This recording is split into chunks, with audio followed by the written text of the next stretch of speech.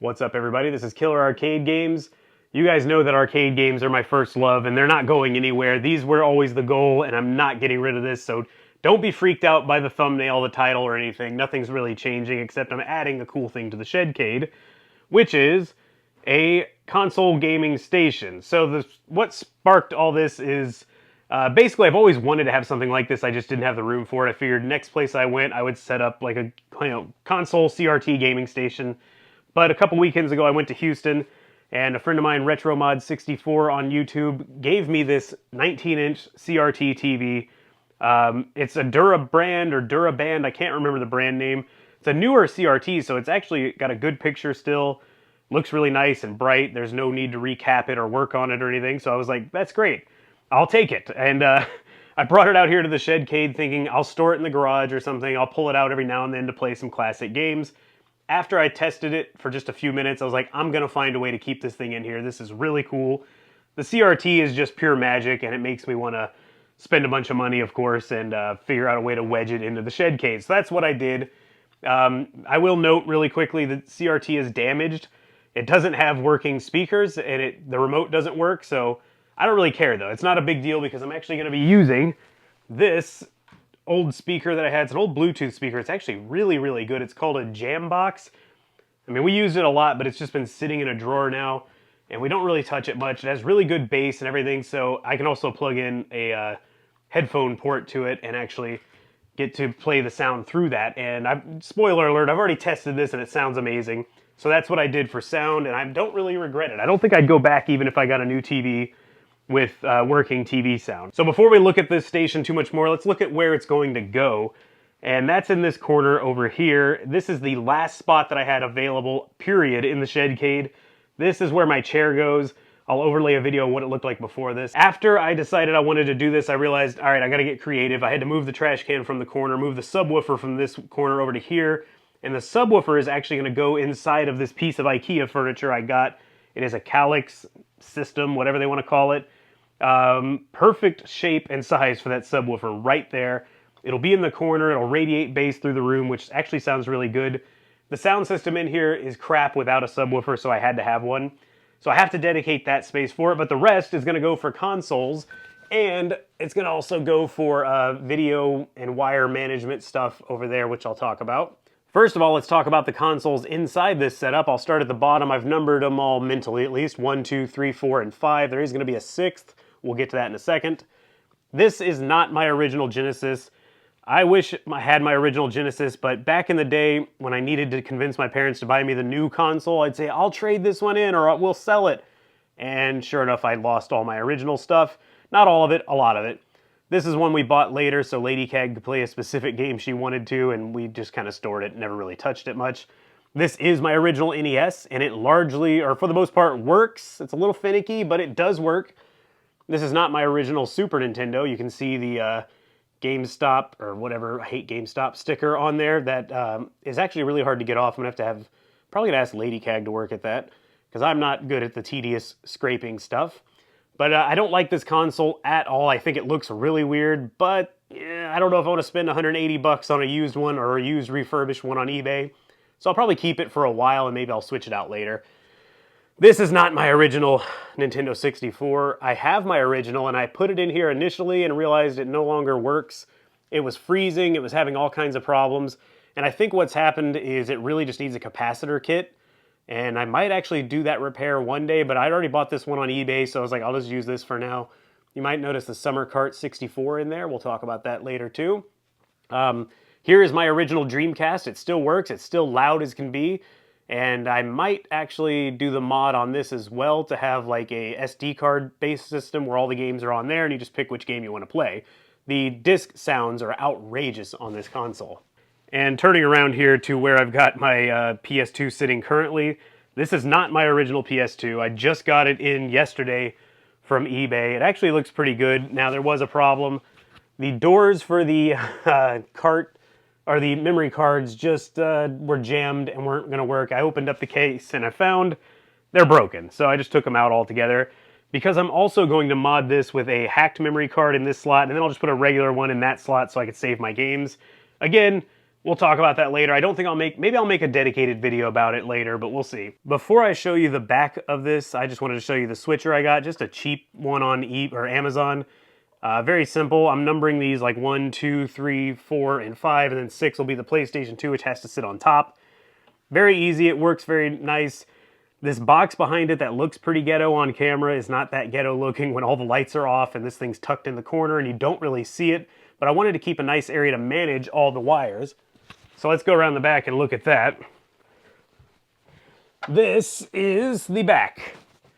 I'm not great at cable management. I never have been, but I tried on this one. I really tried to just keep the wires tucked and stuck to the back of each cubby, and then they all run into this box, which is essentially a glorified shoebox from IKEA that I saw while I was there picking this system up.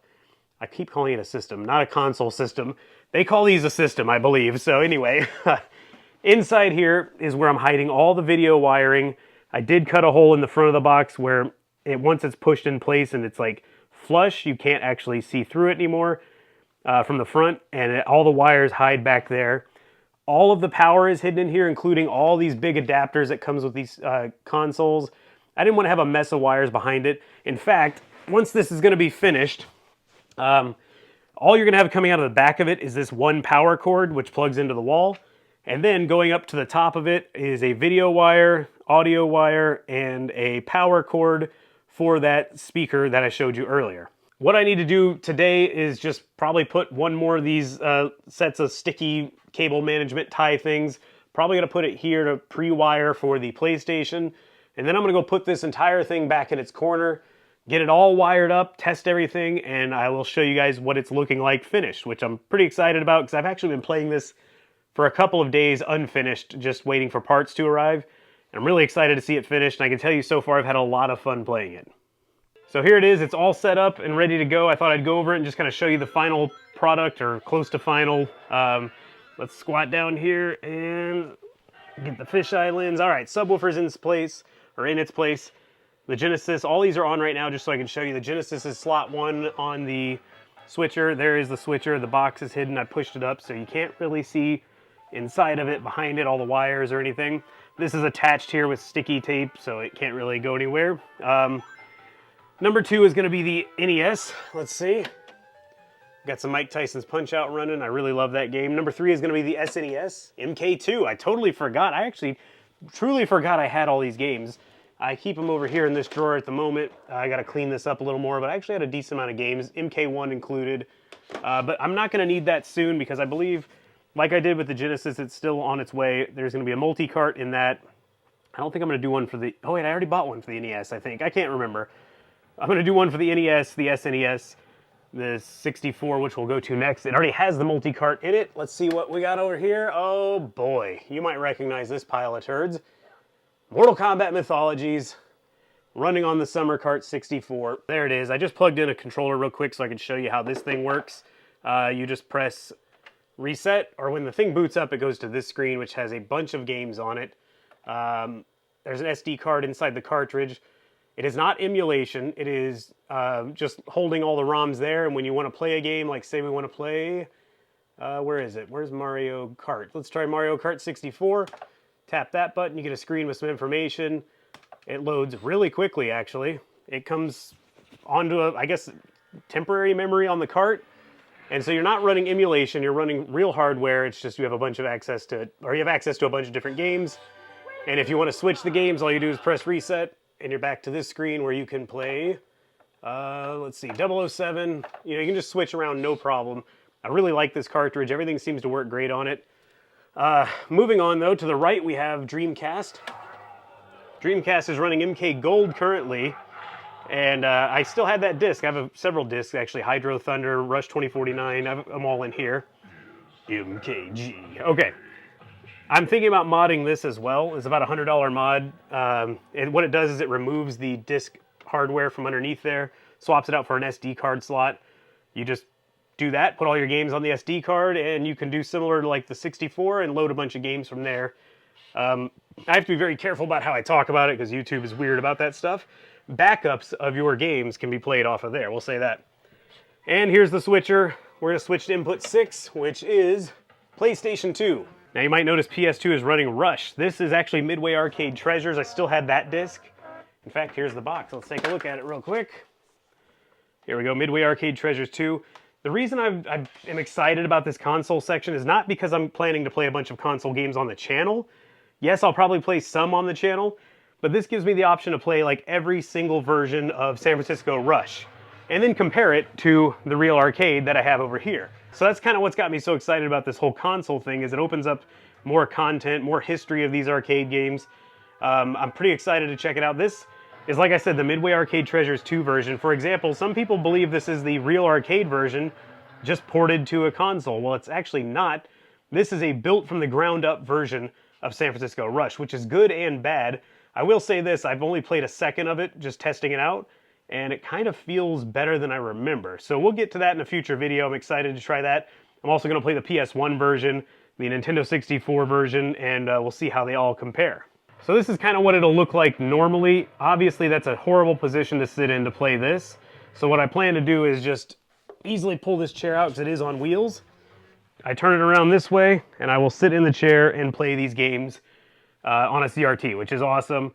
So it's probably not ideal to set up like this, and eventually I would like to get a bigger setup. If I ever move and have a much larger game room, my plan is to maybe do like an old school living room setup with a couch, a coffee table, an old school TV stand, a bunch of consoles, and a bigger TV, of course. That's kind of like the future dream, but for now, this is all I can do with the space that I'm given, and I'm actually really happy with how it came out. I think this is only like 30-something inches wide by like 18 inches deep, considering I'm leaving room for the CRT to stick off the back a little bit. And I can't really complain about that. And of course, in true arcade fashion, the arcade nerd in me had to make it a completely contained experience, meaning there's one outlet that comes off, or one wire that comes off and plugs into the outlet, which is on a smart plug, so if you're wondering what that is. And that's it. I could pick this thing up and move it to a new spot, or even in my house, and just plug it in and it's ready to play. And that's what I was going for, because that's part of the magic to me about the arcade games. It's just such a cool thing that they're like a contained experience to me. I don't know why this makes me so happy, but I think it's really, really cool how you can walk up to it. It's all in one. They've thought of like every little detail of making the sound good, making the screen look great, you know, the presentation, all that. So that's kind of what I was going for when I built this. No, it's not beautiful, but it kind of, if you think about it, it's kind of arcade-esque. You've got your speakers up top there, your CRT monitor, and you know, you can select your stuff at the front. Anyway, I'm done nerding out about this thing. I hope you guys enjoyed this video. Please give it a thumbs up if you enjoyed it. Subscribe if you're new. Let me know in the comments what you think of this station. Would you like to see some console games on the channel? If so, drop them in the comments. I can't guarantee I'm going to play them. I'm not going to sit here and play Mario 64, even though I do love that game, but I probably wouldn't sit there and do it on the arcade channel. Maybe, if enough people are interested, I might do it as a members-only thing every now and then, just play a console game just for the members on a live stream. So we'll see how that all goes. Let me know your interest in the comments, and I'll see you guys soon. Thanks for watching.